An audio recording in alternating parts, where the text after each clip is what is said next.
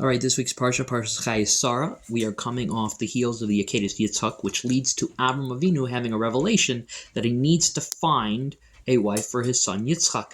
Because if he would have actually sacrificed Yitzchak at the Akedah, he would have been left with no living descendants from his wife Sarah.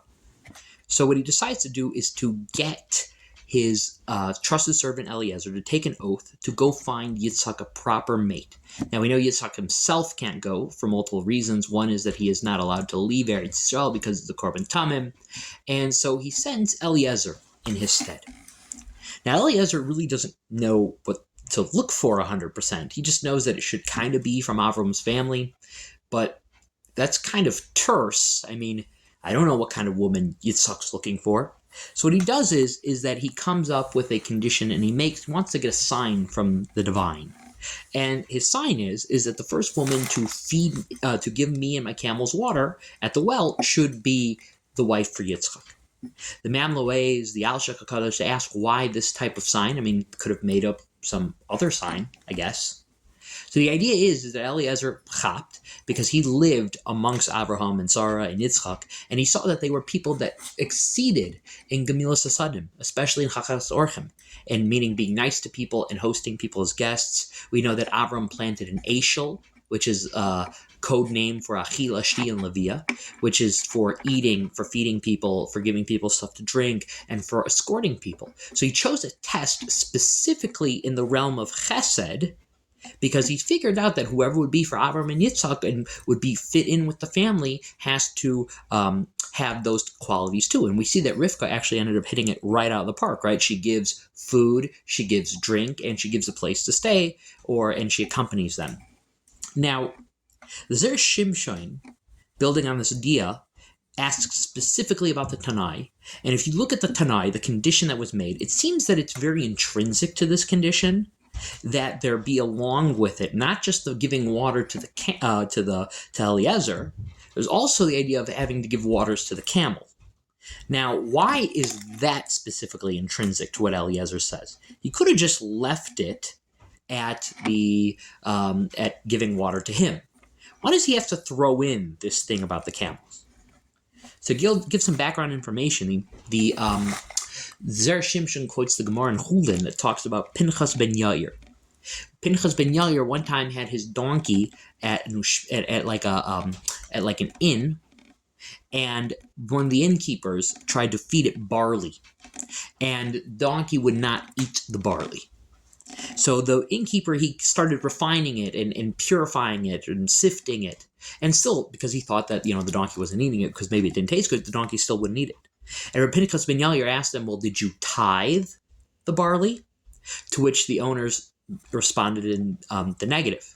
And he says, so you want to feed my donkey untithed produce, especially when my donkey's on the way to helping me to do a mitzvah? So meaning that this encapsulates the Gemara in Chulin saying that Hashem doesn't even allow takalas, and there's really not a great English word to translate that to, I guess maybe stumblings. He doesn't even let stumblings happen to the animals of the tzaddikim.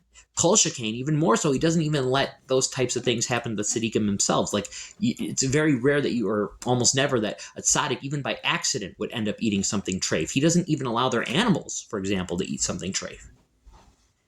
And the Zera Shimshon builds on this by saying that we know that Avram Avinu's camels, they weren't muzzled.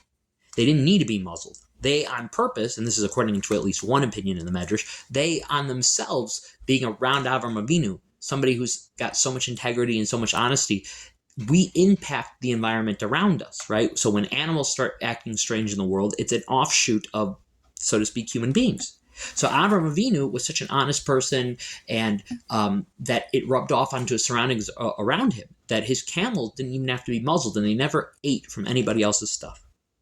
And who would know this better than Eliezer? Eliezer was the head of his household, and he's literally with the camels on a trip. And it's unusual that a camel, that you're not having to veer it off sometimes a little bit off the path to make sure it doesn't eat something that's not belonging to the owner of the camel. That's unusual, but he never had to do that. So he realized that himself.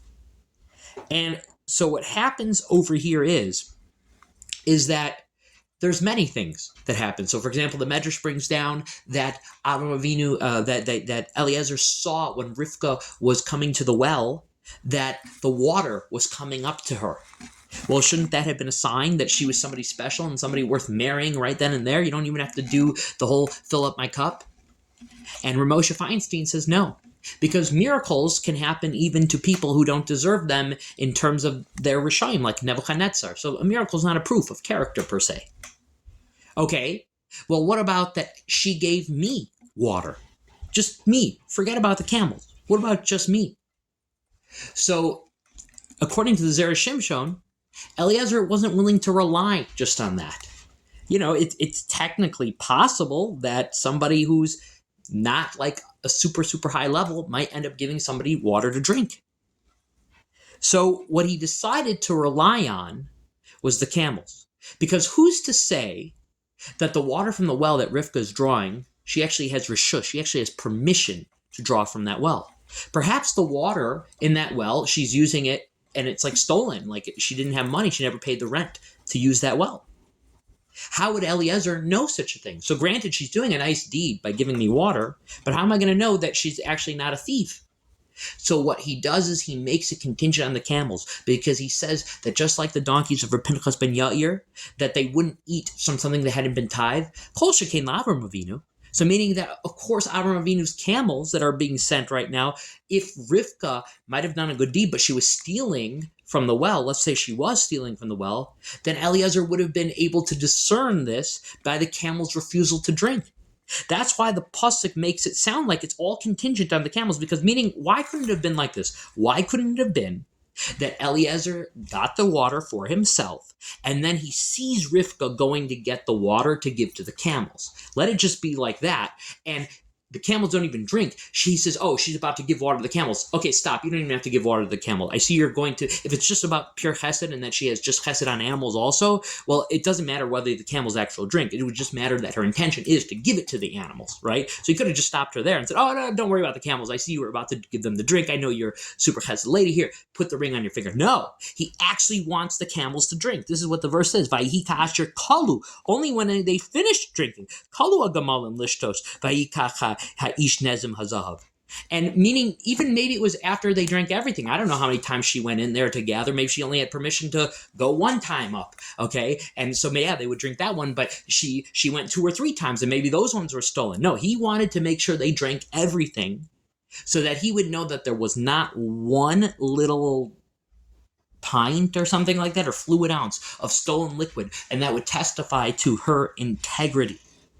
And that's, the verse makes it sound like it's contingent not on him drinking, and not on just her going to give to the camels. It's on the camels drinking everything, and that was his way, because the camels are not Baalei Bechira. They are influenced by the people around them. So for sure he knew that was a sign clear that she was a tzaddikus.